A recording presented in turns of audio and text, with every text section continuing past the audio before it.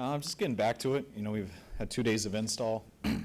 Yesterday, you put the basic stuff in. We added a few more things today. We got tomorrow off to watch all the tape, and then we'll add some more stuff on Thursday and start over to the following week. Yeah, I do to a degree. It's always nice when you have someone who has a lot of experience in a very similar system. The foundation of it all came from the same spot, and when you got a guy who's played in it that long and really started in that system and has kind of excelled in it as good as anyone, it's nice to have.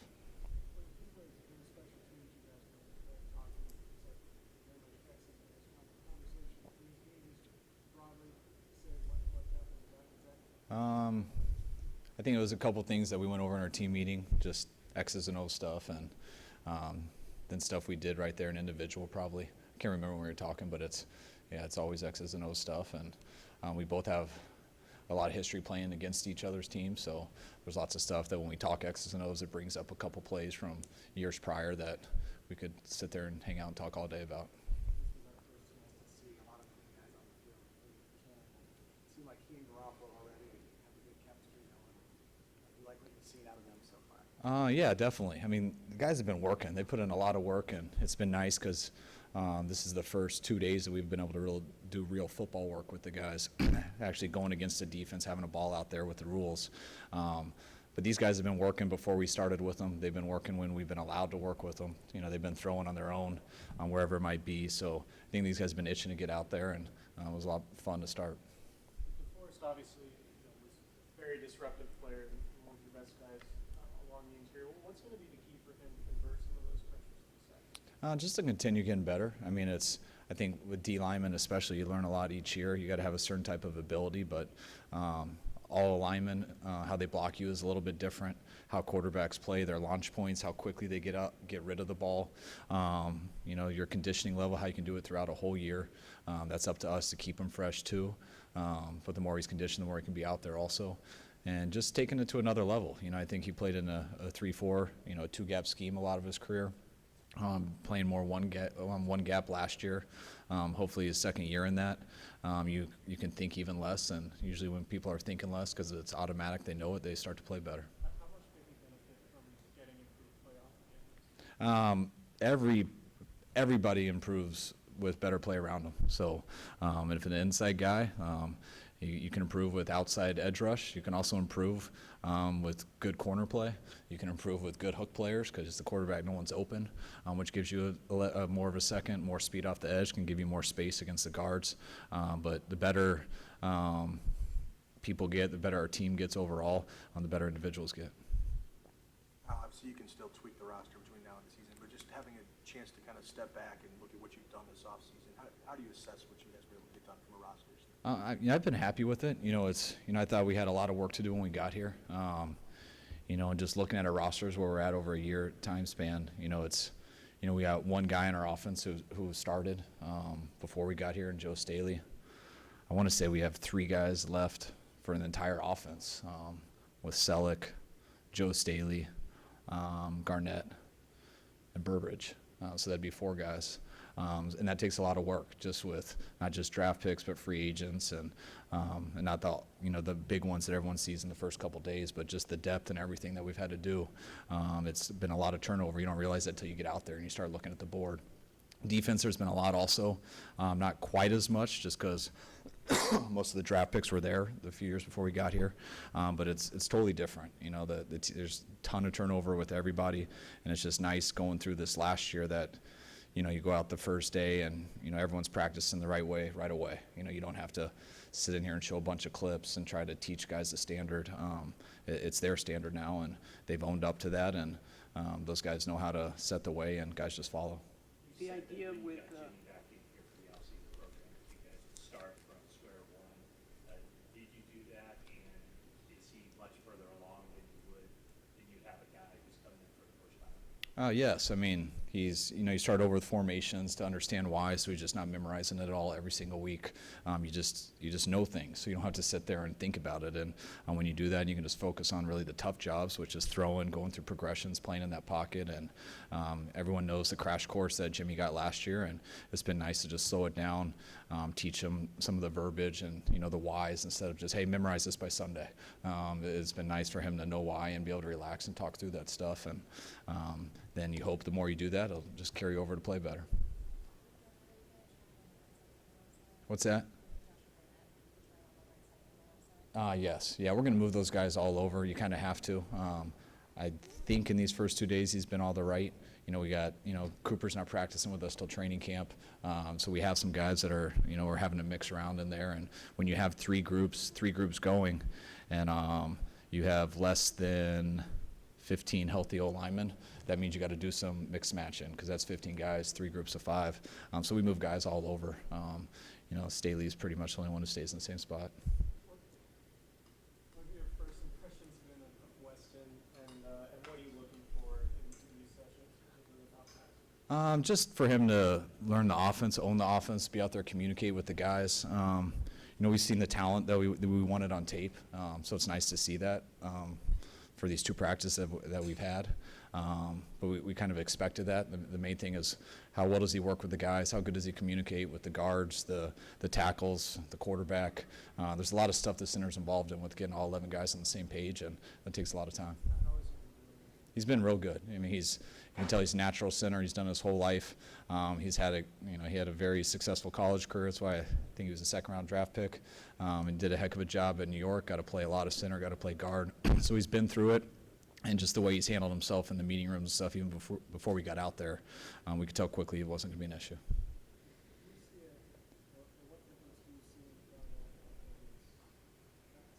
I see a guy who's really going for it. I've been very proud of how he handled his year off. Some guys, when they go through that, they can get down, especially the surprise it was for him when it happened. He really took advantage of his year off. I think he's changed his body. I think he's lost weight and added some muscle. I think by doing that, you're faster, you're more athletic, and I don't believe he's lost his power either because it's been the right type of weight. And he's had a good 2 days. It's real early, but he's put himself in a position to be the best he can. I think so. I noticed a couple runs today that flashed. Just with you asking that, there was 2 runs in particular that I told him he did a real good job on out there. It's a little harder with running backs in training camp. There's no pads on out there. We're not trying to really run through arm tackles and stuff. We're trying to go really hard, but it's not hit each other either. So it's a little tougher with running backs. Those are the ones you see a little bit more. We'll know more when we get to the preseason, put those pads on. He's out there with sweats on. Is he trying to lose weight at the same time? Do you know what that is? I don't think so. A lot of those guys do that stuff. I don't totally know why. They wear hoods and stuff when it's 90 out. I don't know. They stay athletic and lean, so it doesn't bother me. Do you like how hard he ran today, or is it you're saying it's tough to gauge that with a running back? No, I did like how he did. He was following up a question after Josh Garnett and how he took advantage of his year off. Well, Joe wasn't hurt as long as Josh, but Joe's always been in good shape. He's always physically, it's very good. The thing with Joe is going to be how does he do when you get to preseason and those games start. Coach Kiffin is also adding him to the staff. Obviously comes from great pedigree, but what do you like about him, and what is his role specifically as a pass rush specialist? Really, I think exactly how it sounds. He's really in charge of helping our guys out rush the quarterback, and he's assisting Shanahan in the D-line room. So when we lost Vince last year, who went to UCLA, we need another guy in the D-line room, and we really wanted to get a guy who could isolate on the pass game. Something Shanahan does well too, but Shanahan really, his strength is the run game too, because he'll tell you, he played the A-gap for 17 years, and he's like to be dirty down there and just hold his deal, and he'll make sure everyone does that well. And I wanted to get someone else in who could help him and also bring another taste to the pass game. And we interviewed a bunch of guys, I think 7 guys, and Chris was our last guy, and he was the most impressive, just from a teaching standpoint, the places he's been, the people he's worked with, the different types of schemes he's done, and he was very good on the board, and he's been very good here with the players so far. Yeah, his back's bothering him. That's why he went a little bit yesterday, and he just wasn't looking right, so we pulled him out. We didn't let him go today, and that'll be week to week.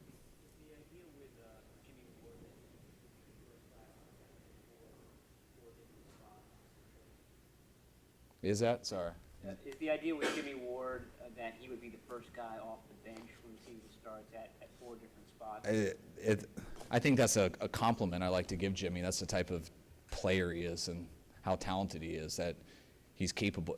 I think if Jimmy doesn't earn a starting role, there's also a good chance he's the first backup at every single position, strong safety, free safety, nickel, corner, because he's capable of being a starter at all those positions also. And I'm hoping, which I think we've added very good competition, so it's not going to be easy for him to start any of those 5. Right now he's trying to do it at corner. We'll reassess this at the end of OTAs and see how it is in training camp.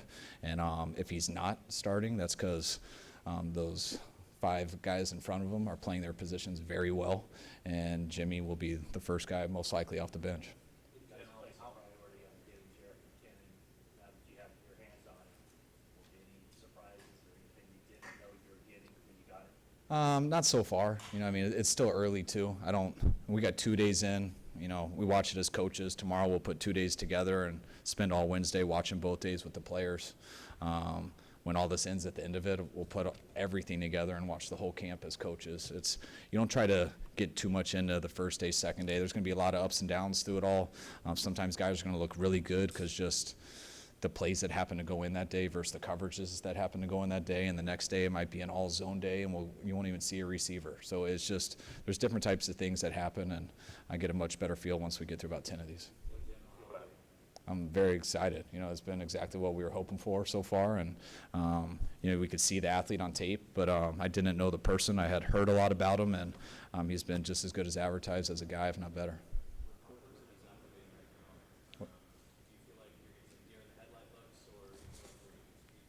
A lot more today. The first day, we give them the script last Thursday. They get to go home for the weekend. They get to memorize the whole script, 4 periods of it. I'm not calling any random plays. We're staying right on script. The quarterback calls the play. I don't even think half of them have to hear it because they've already memorized it from the weekend. They run out to their spot all confidently, and first day is a lot better but no one can memorize 2 days in a row. And then you put in a bunch more stuff for Tuesday. They don't have the whole weekend to review it.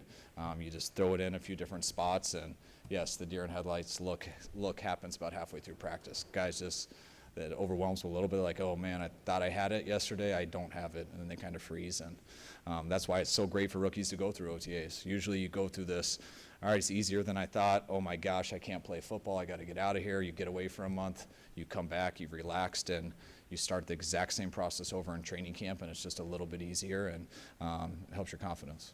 Is Cooper done in knee? Is he what? Is Cooper's injury a knee? Yeah. Malcolm Smith playing Mike, I assume that he's going to play both over these next few weeks. Yeah. Is it important to play him and Mike early just because of his familiarity and his communication skills? Yeah, definitely. And the positions are very similar as opposed to what, their drops and what they do athletically. But, if you're going to play our Mike communicates to everyone. He sets the calls. He calls it in the huddle. He changes it at the line of scrimmage when tight end's motion. He changes the strengths and everything. And if you're not used to speaking that stuff every day, it's hard to just throw a guy into that situation. So we got a bunch of good players at inside linebacker. There's only 2 spots. You guys understand the situation with Ruben now. We got a lot of depth, too, with what we've had and what we've drafted. So we got to make sure all those guys are interchangeable. So we got to give them reps at both, and we'll see how this pans out by week 1. Speaking of the guy you drafted, was Warner playing Mike today? Yes. And what did you like about his work in the classroom? He's been very impressive out there. He's a very smart guy, which you don't always know if that's going to be the case till you get someone, because it doesn't always translate to the field. And he's very smart, and he plays like it on the field. I mean, doesn't hesitate. He's a rookie out there, but he's calling the plays maybe even too loud because I can hear him from the offensive side. But he doesn't mind speaking up. He's confident in what he's doing. It's going to get a little bit harder for him as it goes, and then we'll have to bring him back a little bit for training camp. But he's had an impressive 2 days. Tomorrow, the judge will make a decision with Ruben. How closely are you guys monitoring this? Do you have a plan in place? Could he be joining the offseason program this week if the judge says certain things? Yeah, well, with that whole thing, it's still ongoing. Hopefully we'll have some more answers by tomorrow. But, we've been patient this whole time. We're going to continue to be patient until we get a few more answers. And then when the decision does come, I promise you guys I'll answer that for you right away.